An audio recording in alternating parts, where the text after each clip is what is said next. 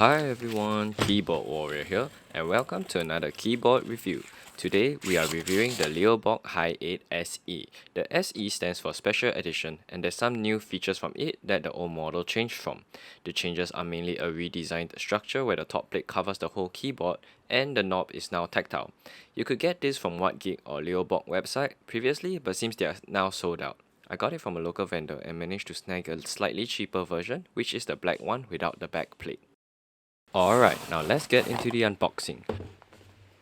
Leobog boxes are these typical lime green boxes with very simple designs. The box immediately felt heavy and is friction closed to make it feel more premium. Inside there is a small user manual that comes in Chinese and English, as well as a small black extra info sheet and an accessory box. Inside we have a USB A to USB C cable, a 2-in-1 keycap and switch puller, an Allen key for the keyboard screws, some extra switches. Oh, and this is interesting, it also includes a USB extender. This keyboard has tri-mode connection, meaning it can connect via Bluetooth, cable and a USB dongle, and this extender increases the range of it. Oh yes, it has my favorite dust cover. Alright, now let's take a good look at this keyboard. Immediately, it feels heavy and actually it looks pretty gorgeous. The stock keycaps and legends are printed very nicely and the overall black is very sleek looking. This black version has no design at the back, which is fine for me, and overall it is very beautiful. As this is aluminium, it does not have a kick-up feed but is at a typing angle of 7 degrees. At the top we have the USB dongle holder, which is magnetic and has a nice logo to it. It also has the USB-C port and the switch to toggle between the different connection modes. And here is what the RGB of the keyboard looks like. The keyboard has south-facing RGB and the keycaps are not shine-through, but we can see that the RGB is bleeding well between the slits. The RGB can be controlled by the tactile knob like so. There's many different modes to choose from, so take a look.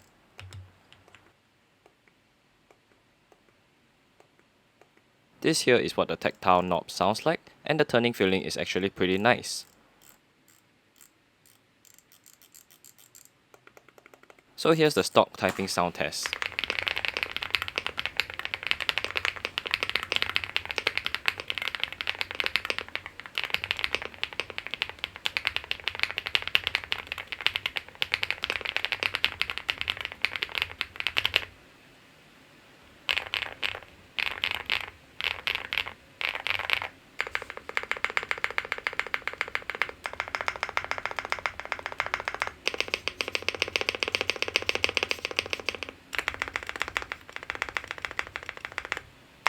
To me, this sounds creamy perfect. So the keycap is a cherry profile double shot PBT and the font looks a bit too gentle for me. I will change the keycaps later in this video. For the switch, I have the Leobog doll or Barbie doll switches, which is linear and has a 45 gram bottom out force. It's a 5-pin switch that came factory looped, and let's take a listen.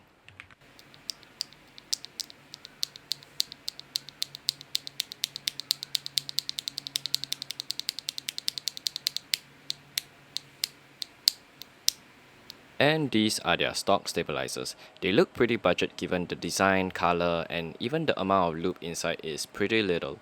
But I think from the stock test we didn't hear any rattles, so they will do fine. Okay, now let's open it up. So this keyboard is screw mounted with 6 Allen shaped screws attached to the bottom. After opening it up with my wow stick, we can flip the keyboard over and remove the top plate.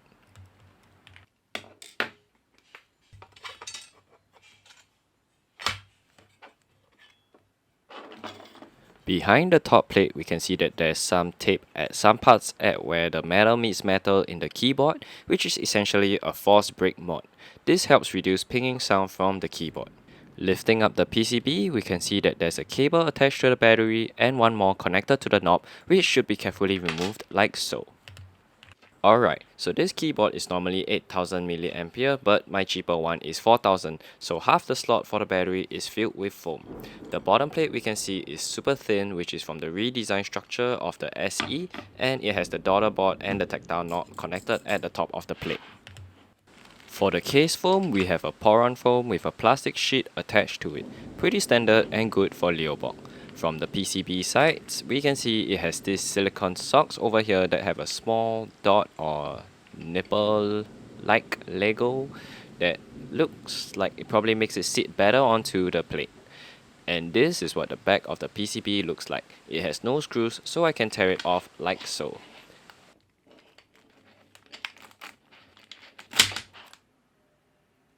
The PCB looks pretty nice, but we can see that there is no holes for the screw-in stabilizers.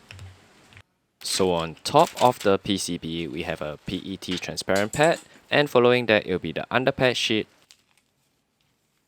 and a thick pour-on foam. Honestly, this is the same as the Leobog HI8SE Pro which I previously reviewed, but no problem with that. And we have my favorite soft PP plate for a soft typing experience. And that's it for the teardown. So I did some customization with this XVX topographic keycaps, which I feel would be a perfect fit with the black chic of the keyboard. I'll do a review on this keycap soon, so do stay tuned for it. This keycaps and keyboard combi really shines through in the RGB, so take a good look. So many amazing RGB options to choose from. For those of you who need a numpad, here's the GMK26 that fits super well with it, and I'll review it too in the near future. Overall, this is a great keyboard, and if they do come back in stock, I sincerely think you should get it if it's at an affordable price. If you like this review, do leave a like and subscribe, and I'll leave you with one more keycap set that I added to this, which is the comic keycaps, and I have previously reviewed it in the link in the description below.